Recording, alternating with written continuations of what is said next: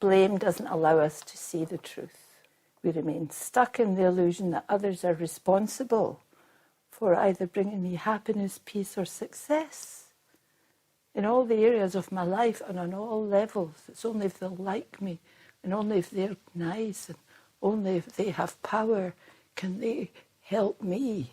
See, we become helpless, we become a victim. We become a victim. So we think they'll bring us peace or success in all the areas of my life and on all levels. If we're waiting for other people to fix our life and make us happy, the truth, we will wait forever. Because whoever we think has all got their own paths and their own troubles and their own things to cope with. And they're doing the best they can with what they understand. But they've not got a magic wand to lift everybody around them, although they might try through teaching and things like this. But they're human beings. And we're also a human being. So Raj Yoga encourages human beings to start going into their original nature of peace and thinking for themselves and taking the reins of their own lives. And that is taking the reins of their thoughts, their words, and their actions. It's very simple. And only if I do that for myself, no one else can do it for me. No one can go in there and say, oh, don't think that thought. Oh, don't speak those words. Oh, don't do that. No, you would just go. It's only you who can do this. So we would wait forever. So taking responsibility means to turn the mirror onto the self. If I'm looking for blame, I have to look at myself. Because all of us, it's a very fascinating and it's a way we've been brought up to gossip. Sometimes you wouldn't be able to wait to say, oh, I agree with you. Oh, we're trained to look for the weaknesses and talk about them. And you all go away feeling, we sorted that out anyway. But we didn't sort anything out, and we didn't sort ourselves out because we have not looked at our thoughts, our words, and our actions. If things are not working out in my life, I need to ask myself, what could I be doing differently or better? What could I be doing? Taking responsibility means to be the first to change.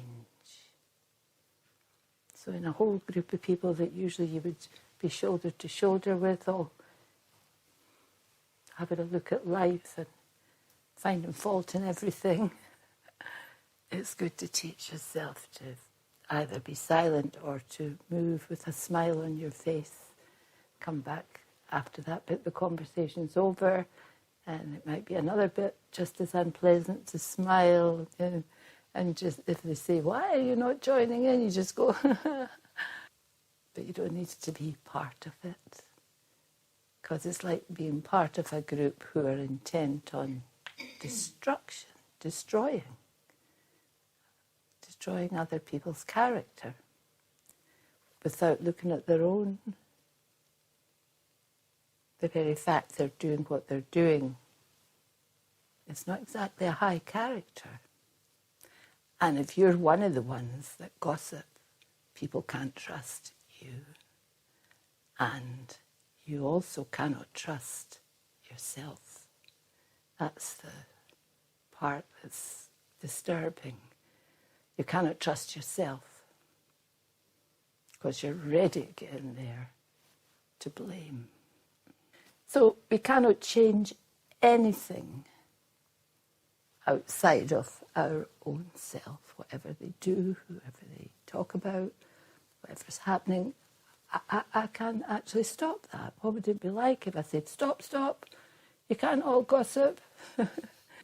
It's good to be there if it's to help to support other souls. So in your mind, we have to remember that each one of us, everyone, so we mustn't now have bad feelings for people who gossip, because each one of us is on a personal journey. It's up to each of us to see that I need to do something about this blaming. And then we also have the habit of blaming ourselves, pulling our own selves down. That's tragic, actually. So, I wish, I could have, if only. When did that happen? Is it happening right now? If it is, what can I do about it? If it's in the past, well, that's how it was. But now, that's why we practice meditation.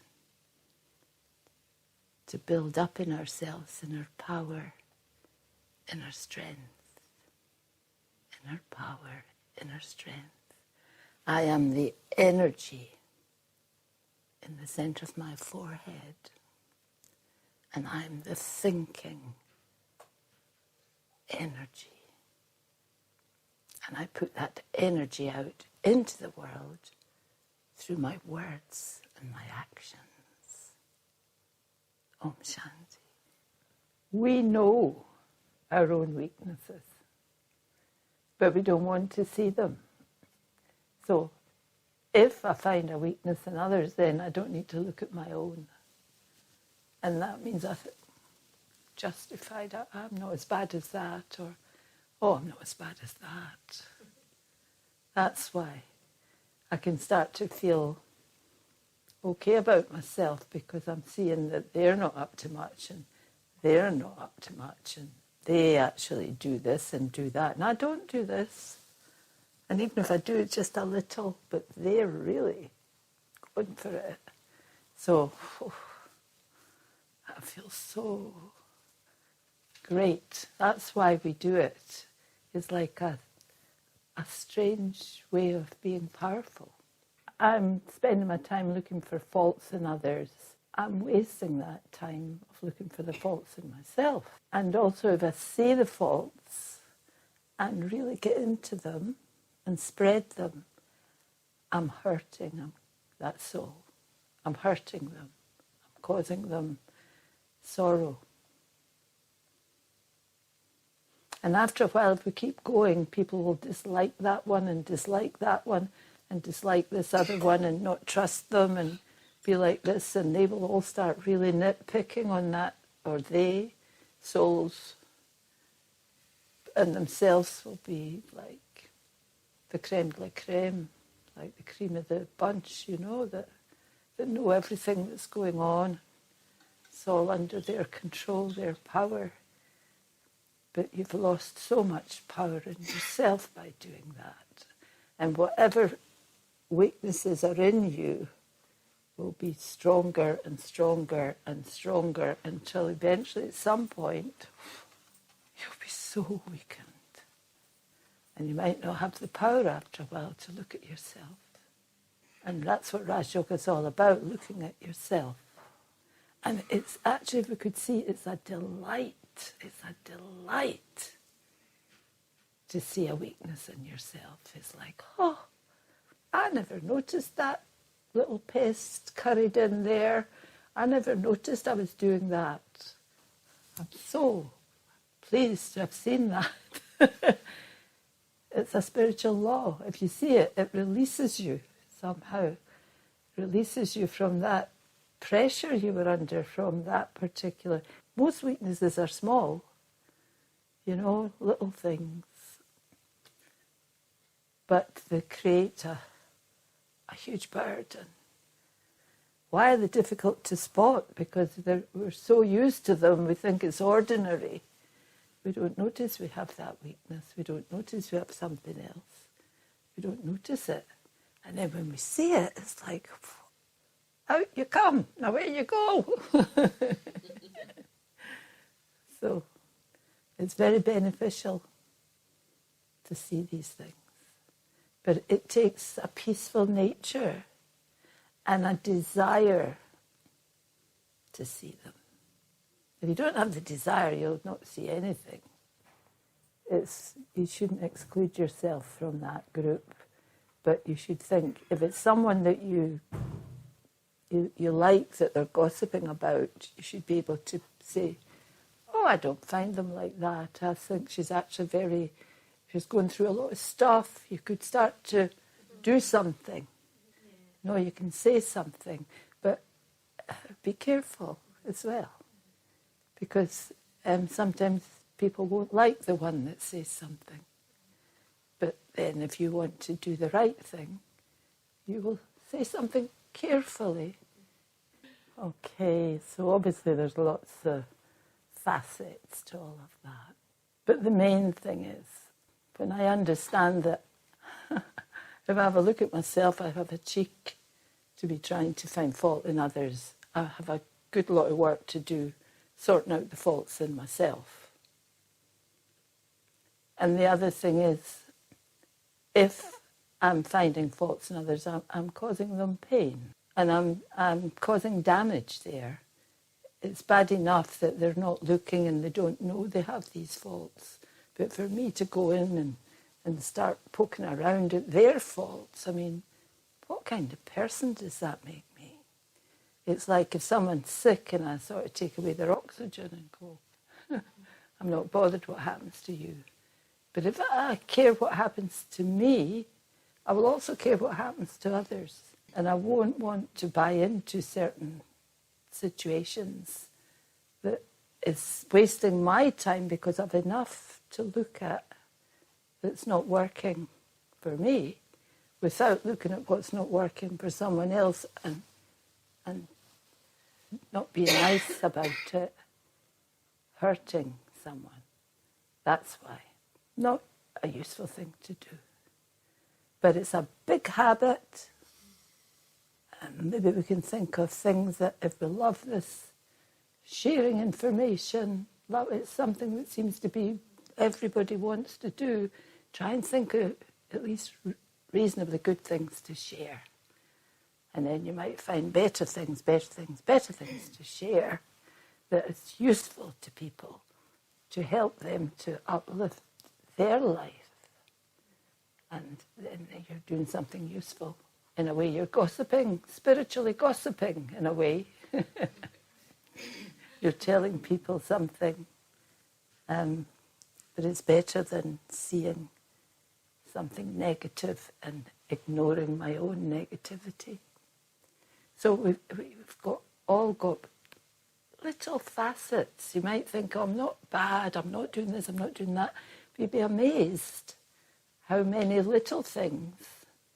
And even in your actions, you say, oh, I think I'll just do that a little bit different. See, that's changing. It wasn't a bad thing, but, oh, I think this would save me energy. I think if I do it that way, it would be better. Oh, here's another thing. I'll think I won't need that anymore. So I'll not do that. I'll change that all the way. If I'm thinking in that way, I can lift myself up. Then I can have such a feeling of wanting to help others in the right way.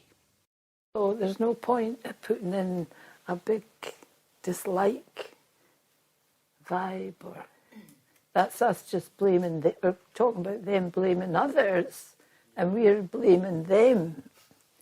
So it's a learning curve. And I think once you see how precious it is to yourself to keep building peaceful energy in yourself, doing your best to accept people for what they are and who they are, but it doesn't mean you have to go there.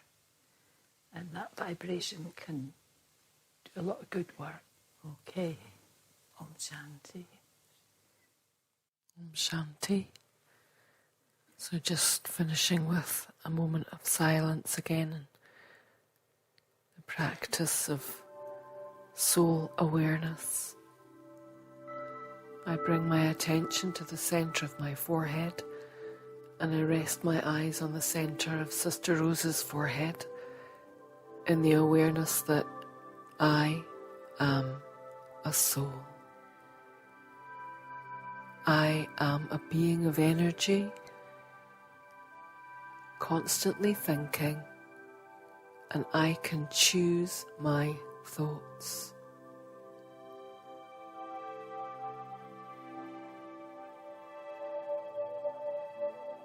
I choose thoughts of kindness, lightness, benevolence, gentleness, and peace.